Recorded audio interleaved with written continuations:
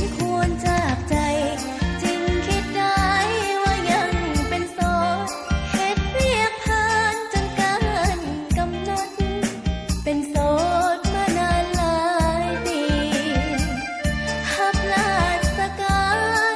เป็นทหารก็รอหน้าที่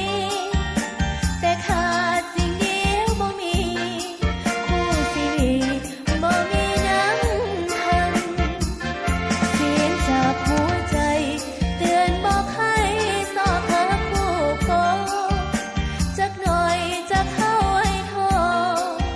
คู่ครองยังบ่ทันมีจึงคิดคู่เมืองลองเสื้อใจบังคือจะดีจึงอยากมีคู่ชีวิตมีไผบอกจะมาสนใจมัวแต่ทำงานลืมสร้างสรรค์กับหมู่ทั่วไปหมู่เขาก็เลยเก่งใจจึงขาดเทียนสายเข้ามาเป็นแฟนมีตั้งแต่เพื่อนร่วมขายเข้ามาเล่นแกมผู้อื่นเขานั้นมีแฟน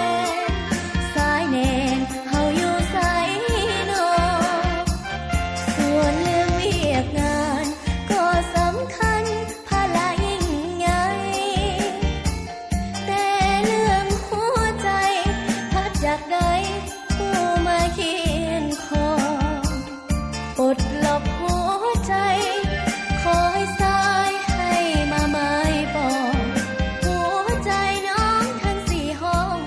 จะมอบให้ของไปสู่นิรันดร์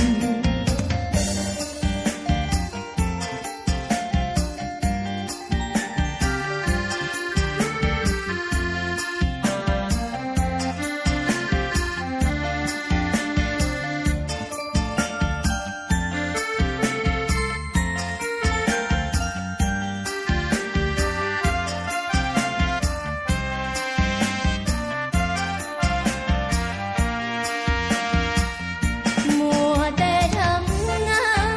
ลืมสร้างสรรค์กับหมู่ทั่วไปหมู่เขาก็เลยเก่งใจจึงขาดเพื่อนสาย